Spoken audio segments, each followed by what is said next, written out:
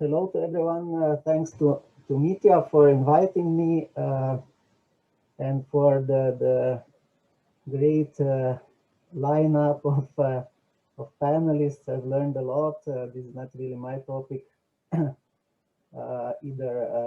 radicalization or extremism. I've done some work on terrorism, especially its moral status or moral evaluation. So I'll try to connect my research interest with the conference topic as much as I can.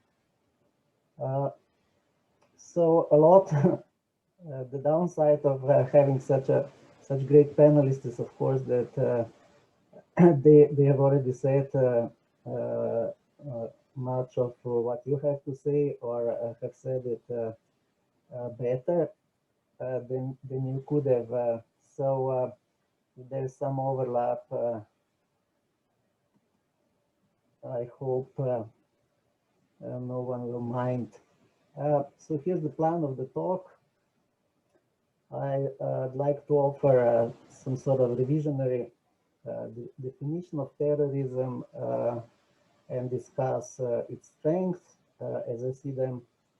Then just remind the audience of some argumentation strategies in favor of what will all necessarily be a limited and conditional moral justification of terrorism as a method of political struggle, and then I'll try to offer an answer to the question of whether terrorism as such is extremist, and particularly whether it's uniquely such, which I think is quite often assumed or taken as granted. So my thesis is not particularly groundbreaking or controversial. I hope it's that singling out terrorism as either essentially or uniquely extremist is both mistaken and unfair. So I'm in a rather controversial company here. I think Trotsky would have said something similar, namely that terrorism, revolution, and war belong together. There are different forms of politically motivated large-scale violence that aim at the enemy's subordination, domination, intimidation, and as such, they're morally on a par. So I owe here a disclaimer. My aim is not so much to elevate terrorism into the sphere of what's deemed morally and politically legitimate use of violence in pursuit of political ends. I want to draw attention to other forms of political as well as economic and cultural violence that are equally or even more problematic, but due to our obsession with terrorism and terrorists, which to some extent, of course, is driven by legitimate security concerns, manage to get away with murder. So here's my revisionary working definition of terrorism, and I'll explain how it differs from other maybe more prominent definitions. Terrorism is the deliberate use of violence or the threat of violence against random targets, individuals, groups of people, or their property, with the aim of spreading, often by means of mainstream media, which give campaigns of terror or much needed publicity, fear, panic, and terror through the population, and forcing the authorities to do or omit certain things that they wouldn't have done or omitted otherwise.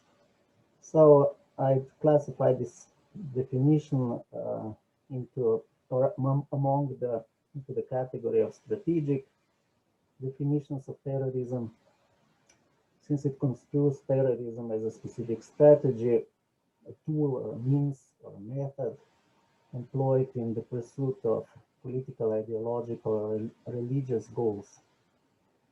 And I don't think that's very controversial. There are a lot of authors who subscribe to the same kind of definition. So what are the advantages of the proposed definition over its rivals? So the main rival I see in what's called moral definitions of terrorism, which insists that terrorists use violence against innocent victims, and then consider this the most objectionable trait of terrorism. So instead, I've offered a change to randomly chosen victims or targets. So what I'll explain what I mean by random and by indiscriminate violence. So three advantages I see of this conceptual revision. The first is that it avoids endless, often tedious disputes about the meaning and criteria of innocence. So about who's innocent and thereby protected against lethal attacks and who's not. And so we can avoid all this. And it's more true to the phenomenon itself, I think, considering that terrorists do not kidnap, mutilate, or kill their victims under the description of innocent victims, and they don't choose targets for their innocence, but with a view of securing maximum effects, while at the same time minimizing the risk of failure or being caught or killed during the attack or afterwards.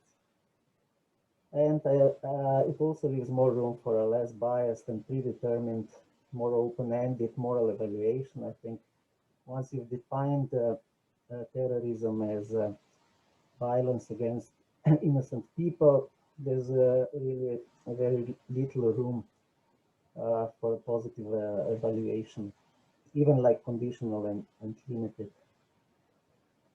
And so there's no, it's no surprise that authors like Igor Primorac and Tony Cody do eventually find terrorism unacceptable. Okay, so so what I the change is the revision that I suggest is from violence against innocents to indiscriminate violence. So it, as such, is closer to the definition that Virginia held, for example, offered or defended, namely that terrorism is systematic use of murder, injury, and destruction to create terror and despair through indiscriminate attacks in which no distinction is made that might exempt the innocent from being targets of such attacks.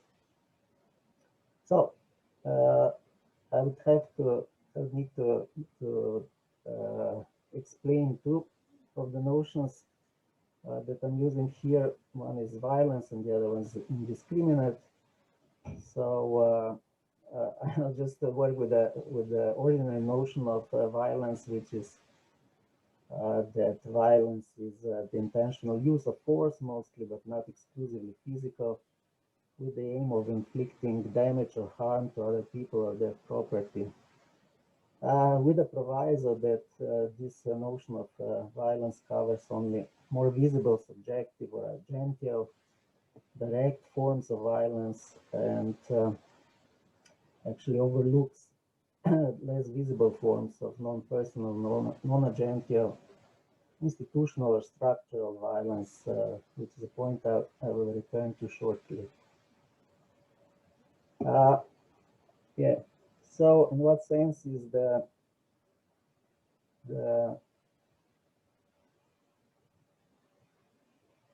violence perpetrated by terrorists indiscriminate, and or in what sense are the targets randomly chosen? By this, I don't mean that the terrorists do not care who will die in the attack or how much mayhem they will cause, or that such considerations only play a minor role in their thinking and planning. Terrorists, of course, choose their targets very carefully and do not leave much to chance, but their choice of targets is random from a moral point of view. So I agree with other authors that terrorist uses violence without, as required by the theory of just war, limiting himself to legitimate ones and avoiding illegitimate targets to the best of his ability. So they don't choose their targets according to the criterion of moral acceptability, but are instead guided by convenience and pragmatic or better strategic considerations. So they're more interested in how the place, time, method, weapon, and so on of their choice will achieve the maximum effect on decision makers, and also minimize the risk that the enemy will prevent them from attacking, that something will go wrong, or that they will be caught or even killed. So the moral reservations they may have are either suppressed, or the choice of a certain place and time of the attack is rationalized accordingly, with the justification that the probable victims of their attack are in one way or another responsible for the injustices they're trying to draw attention to in the short run and put an end to in the long run, or simply in the Machiavellian spirit of Trotsky's defense of revolutionary terror, with the argument that a sufficiently noble goal, and the one they pursue in their eyes, of course, is such, justifies the use of more morally problematic means. So the terrorist, in short, does not care whether those who are most likely to be killed or maimed by his bullets or bombs are innocent or guilty, whether they deserve the ordeal that he's about to bring upon them. Such concerns must be suppressed by terrorists if they arise in their reasoning at all, or must be subordinated to strategic and pragmatic considerations about the effectiveness of the planned action. There's another thing worth mentioning about the terrorist violence, namely that it very often makes little sense from a military point of view. There are few historic exceptions, but this I can leave for discussion. Even those examples are disputed. It is also not an expression of a bloodthirsty, murderous, or otherwise pathological mind. It is instrumental from a more political point of view rather than self-serving, and is instrumental only up to a certain point, beyond which it becomes counterproductive from the point of view of the terrorists' very cause. So that's why some authors think that it need not escalate, and why terrorists must renounce violence and transform into an organized political force, a party, form a party or movement, if they are to reap the political fruits of their campaign of terror. And some, of course, have the very few ones that were successful in achieving their goals. Okay, so if that's what terrorism is, or who the terrorists are, is terrorism uniquely morally appalling, or more morally appalling than some other forms of political violence? Not really, I'd say, despite the strong intuitions most people have to the contrary, and I think those intuitions are fed by the worst cases of terrorism, such as terrorists beheading their victims and things like that. And we shouldn't really be guided by those intuitions, I think. I'm happy to acknowledge that heavy moral burden rests on the terrorist's shoulders, but would deny that any attempt to justify the terrorist cause is doomed to fail or crash under the weight of this moral burden. Okay, I think I'll have to skip this because time's slowly running out, but you're probably all familiar with the more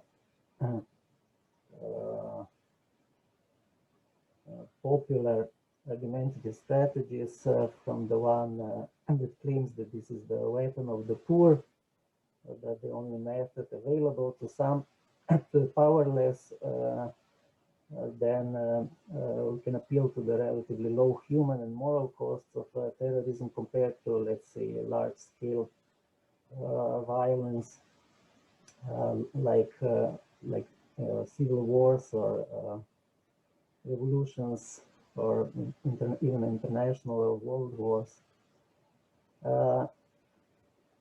Then people have tried to argue that it doesn't necessarily violate the principle of civilian immunity, and that it is thereby in the line with the just war theory precepts.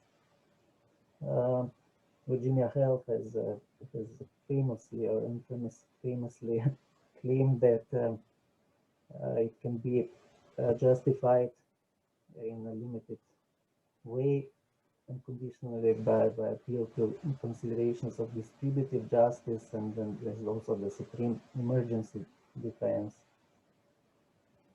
Yeah, let me now move on to the relation between terrorism and extremism, which is the topic of this conference.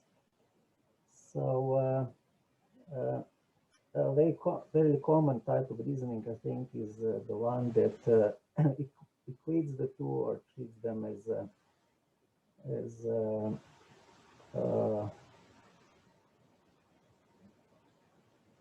equivalent. So the reason goes like this: whatever is violent is extremist. Terrorism is violent by definition, hence terrorism is an extremist ideology or method, and is uniquely such, many would add, among political ideologies and forms of political violence. Now, within the radicalization research paradigm, I think this is quite apparent, because the question, how does one turn extremist, is pretty much understood as asking, how does one become a terrorist? And the terrorists, of course, are at the center of attention of this paradigm, and people working within the radicalization research program. So I'd like to question this assumption in those few minutes that are left. At least raise some doubts about the ease with which we equate terrorism and treat it as synonymous with extremism. And here are the three rather obvious points. I think there's nothing extremist in terrorism per se, although some forms of terrorism would count as extremist by any reasonable measure. So terrorism need not be extremist. Terrorism is unfairly singled out from among a variety of forms of political violence as extremist, and uniquely so. And putting terrorism in the spotlight, I think this point was made by both Professor Kassam and Professor Jackson. Putting terrorism in the spotlight whenever extremism is discussed obscures the somewhat obvious fact that terrorist violence is often an understandable response to a wake-up call and an attempt to eradicate less visible forms of violence. Yeah, so this the reasoning goes starts by equating extremism with violence, and then since terrorism is by definition the use of violence, the terrorism cannot really escape this label. it seems. And this is a fairly common tendency to define extremism in terms of attitudes towards violence. So even Professor Kassam, who's offered what I'm sure is the most sophisticated account of extremism and the defense of as we heard this morning, of this concept, the need for it, distinguishes three dimensions of extremism and explicates the methodological dimension in terms of a commitment to use extremist methods.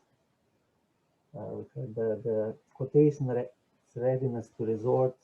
So one of the attitudes also that defines the extremist mindset is readiness to resort or incite others to resort to violence.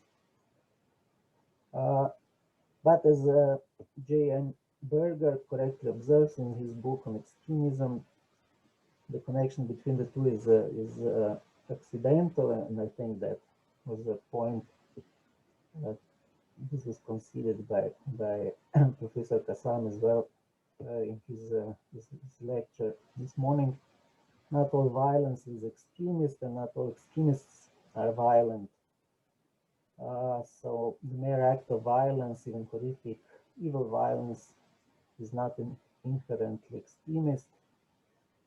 Second point, political violence is internal to the politics as Western societies have known it and practiced it. This is a point made by Charles Steele in the Politics of Collective Violence. Men seeking to seize, hold, or realign the levers of power have continually engaged in collective violence as part of their struggles. Violent protests seem to grow most directly from the struggle for established places in the structure of power, and men content over the control and organization of the state and the economy. Collective violence is part and parcel of the Western political process. So one reason might be that violence is so present in politics that we start paying attention to it. Now, if terrorism is extreme, we need to ask compared to what exactly. And there are two candidates for a comparison class. One is other forms of political violence, and the other one is structural, institutional, non-personal, indirect violence. So I don't have time to go into this, but eventually you all know the notion, and even if you dispute its use or integrity. So this brings me to this third point, which was that by focusing on terrorism as this unique form of extremism, we often overlook or underestimate the extent to which terrorist violence is caused by and bred by grievances over injustices that people suffer. This quotation from the Intercept from the comment on the recent armed conflict in Gaza, I think makes this clear.